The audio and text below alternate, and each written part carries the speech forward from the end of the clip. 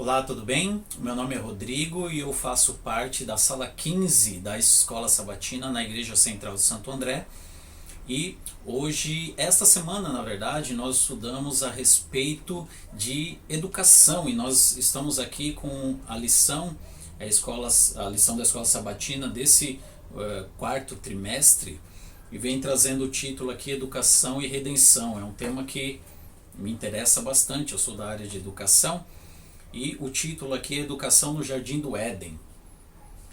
O verso para memorizar, ele está lá em Jó 36:22. Ele diz assim: Eis que Deus se mostra grande em seu poder. E ele vem trazendo uma pergunta: quem é mestre como ele? Se nós pararmos para pensar, Deus ele foi o primeiro diretor, o primeiro professor, né, da primeira escola. E a primeira escola foi ali no Jardim do Éden. Ele criou, né, assim como um professor, quando ele chega no ambiente da sala de aula, ele já planejou tudo, né, para receber aqueles seus alunos, ele já fez todo o planejamento, ele já colocou a decoração, e no momento que esses alunos eles chegam ali para aquela aula, a ideia, né, do professor é que eles fiquem muito bem, eles se sintam felizes dentro de um ambiente muito familiar. E essa foi a proposta de Deus também quando criou o Adão e depois criou Eva, né, em um ambiente perfeito, em um ambiente maravilhoso. Deus foi o primeiro professor ali. Adão e Eva, então, eles tinham a grande responsabilidade, né, Adão de dar o nome ali para todos os animais, e que privilégio, né, eles teriam de aprender com o próprio Deus de todas as coisas maravilhosas que Deus tinha para ensinar para eles, não é verdade? Depois a gente vai falar aqui na lição de segunda-feira a respeito de uma intromissão. Aquele lar ele era perfeito, o próprio Deus ele trabalhava nessa questão toda educacional, mas num certo momento apareceu ali uma serpente quando Eva tinha se distanciado de Adão, e essa serpente utilizou ali meias verdades, né, que são mentiras, para tentar convencer Eva de que ela poderia desobedecer a Deus, mas ele não deixou a entender que era uma desobediência. E ele fala, né, ali em Gênesis 3 que essa serpente ela conduziu a conversa para que Eva comesse do fruto que Deus disse que ela não deveria comer. Eles não deveriam comer desse fruto.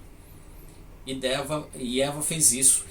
Eva ela poderia muito bem, né, ter lembrado das palavras do Criador, mas ela ficou com dúvida porque a serpente disse que no momento que ela comesse daquele fruto, ela seria como Deus, conhecedora do bem e do mal, e ela, ao invés de ir lá perguntar para Deus se isso daí era uma verdade, se era bem assim, não, ela criou aquela dúvida, comeu, e não só isso, né, ela ofereceu para Adão e Adão comeu também, então houve uma intromissão.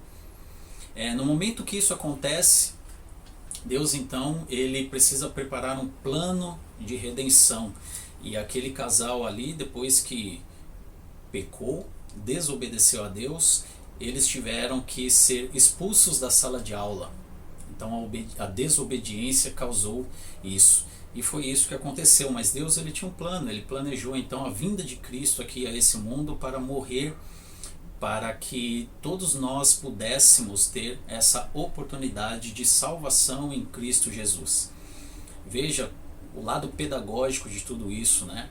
Deus, no momento então do pecado, eles não morreram naquele momento, mas começou a acontecer um processo, e agora o que eles deveriam fazer? A responsabilidade era transmitir de gerações esse conhecimento, né?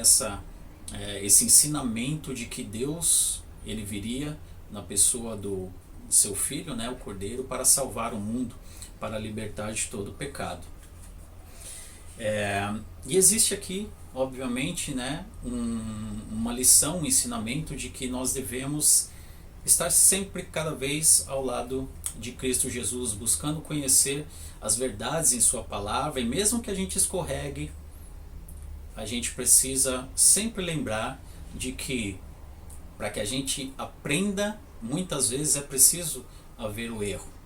Se eu errei, o que eu devo fazer é buscar na fonte qual que é a verdade que eu devo seguir, e ao buscar essa fonte, ao buscar naquele que é o Criador, o nosso primeiro professor, ele vai nos instruir e vai fazer com que isso nos ajude, auxilie para que a gente seja pessoas cada vez melhores.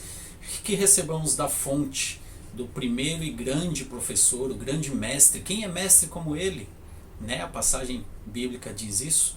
Que busquemos no mestre todos os ensinamentos necessários para que a gente tenha uma vida feliz e uma vida feliz com Cristo. Que Deus te abençoe.